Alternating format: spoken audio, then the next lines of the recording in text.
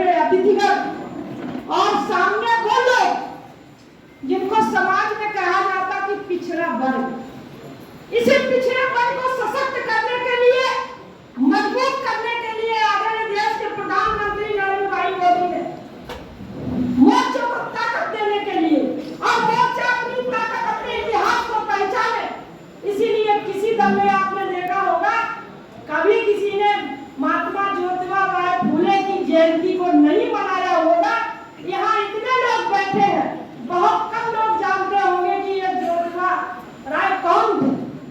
आज हमारे देश के यशस्वी प्रधानमंत्री जी ने भारतीय जनता पार्टी के शीर्ष नेतृत्व के द्वारा ये जयंतियों का आयोजन करके अपने इतिहास को दिखा रहे हैं। कि चूंकि इसलिए मैं कहती हूँ कि हमें पढ़ाया जाता, हमारे बच्चों को पढ़ाया जाता, अकबर कौन था, हुमायूं कौन था, बाबर कौन था, पढ़ाया जाता, लेकिन अपने इतिहास नहीं पता।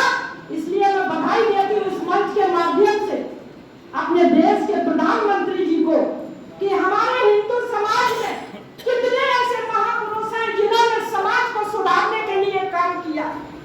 आज उनमें से मैं बहुत ज्यादा नहीं जाऊंगी, क्योंकि प्रभावी जी ने महात्मा फुले जी का पूरे जीवन परिचय दे दिया। मैं अपनी बात को उन्हीं से संबद्ध करती हूँ और ये कहती हूँ कि चाहे कम समय में संसाधन कम हो, और जिसके अंदर कुछ करने का जज्बा होता उसे कोई रोक नहीं पाता। हमारे देश के यशस्वी प्रधानमंत्री ने साबित किया है कि वो भी एक गरीब बाप के बालक, जिनकी माता झाड़ू पोछा बर्तन धोने का काम करती थी और जिनके पिता स्टेशन पर चाय बेचने का काम करते थे। आज ऐसे माँ बाप के पुत्र देश में नहीं दुनिया में विश्वगुरु बनते हैं। आज पूरी ताकत के साथ मैं कहती हूँ कि ये दुनिया में सबसे शक्तिशाली नेता और सबसे लोकप्रिय नेता और सबसे निडर नेता अगर जो कोई है तो आदरणीय नरेंद्र मोदी जी हुए हैं।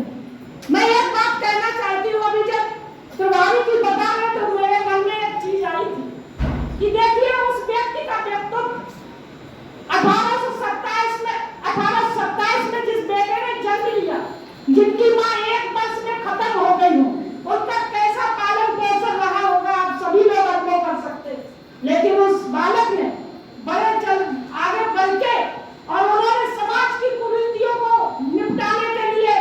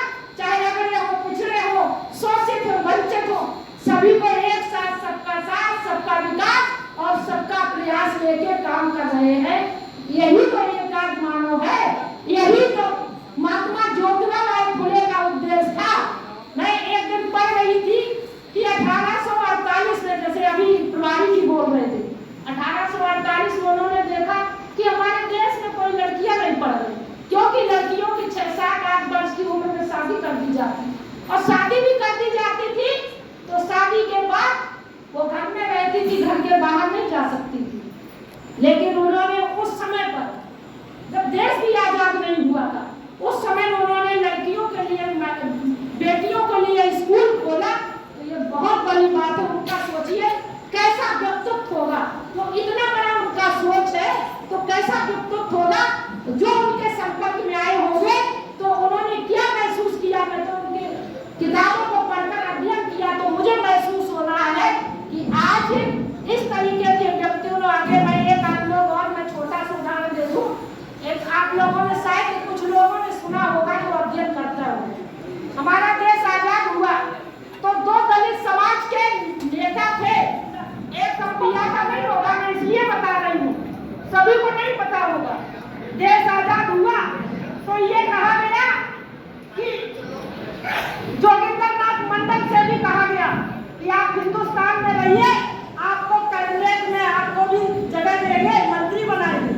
बी.आर. अम्बेडकर से भी कहा गया, और लेकिन ये कहा गया तय आपको करना, आपको कहाँ रहना। तो जोगिंदर नाथ मंडल को बहुत अपने देश के नेताओं ने समझाया, ये कहा हिंदुस्तान में रहो, पर वो नहीं रहे। उन्होंने अपनी सुरक्षा से पाकिस्तान को चुन लिया, और बी.आर. अम्बेडकर ने हिंदुस्तान में रहना पसंद किया।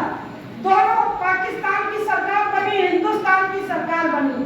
बी.आर. अम्बेडकर यानी बाबा भीमराव अम्बेडकर हिंदुस्तान के कानून मंत्री बने, और जोगिंदर नाथ मंडल पाकिस्तान के कानून मंत्री बने, और दोनों बने। आप देखिए, पढ़ लीजिए उनके बारे में। जोगिंदर नाथ मंडल 2 साल तो उन्होंने ठीक से चलाया, तीसरी साल वहां के पाकिस्तान के मुस्लिम समुदाय के लोग दलित समुदाय का शोषण करने लगे, मारने लगे, अत्याचार करने लगे, और जब इन्होंने विरोध किया तो इनके साथ भी अत्याचार हुआ, और पाकिस्तान के दलित समुदाय के लोग पलायन करके हिंदुस्तान में आए। इन्होंने भी अपनी वेशभूषा छिपा के उन दलित समाज के लोगों के साथ हिंदुस्तान में आ गए। आप पता कर लीजिए, कानपुर में ये रहे, आज भी उनकी एक झोपड़ी टाइप में बना है, एक फैक्ट्री में रहे। तो आप समझिए, और जब बी.आर. अम्बेडकर हिंदुस्तान में रहे तो उन्होंने, आप देख रहे हैं कि किस तरीके से पूजे जाते हैं। आज हर जगह हम लोग उनकी फोटो लगाते हैं। हमारे देश के प्रधानमंत्री जब नाम लेते मंच से तो बाबा भीमराव अम्बेडकर का श्रद्धा से नाम लेते। भारतीय जनता पार्टी के एक कार्यकर्ता अगर जो कोई लेता है तो बाबा भीमराव अम्बेडकर का नाम लेता है, श्रद्धा के साथ लेता है। उनके पद चिन्हों पे हम लोग चलते हैं। तो दोनों की सोच अलग थी, एक ने पाकिस्तान चुना, एक ने हिंदुस्तान चुना। दोनों के अपने लिए प्रभाव में, व्यक्तित्व में कितना परिवर्तन हुआ। तो मैं समझाना ये चाहती थी कि ये भारतीय जनता पार्टी है, ये हिंदुस्तान है, यहाँ पर सबका साथ, सबका विकास, सबका प्रयास को लेके काम करते। मैं बहुत ज्यादा नहीं, चूंकि आप लोग बहुत देर से बैठे, इन्हीं शब्दों के साथ मैं मंच का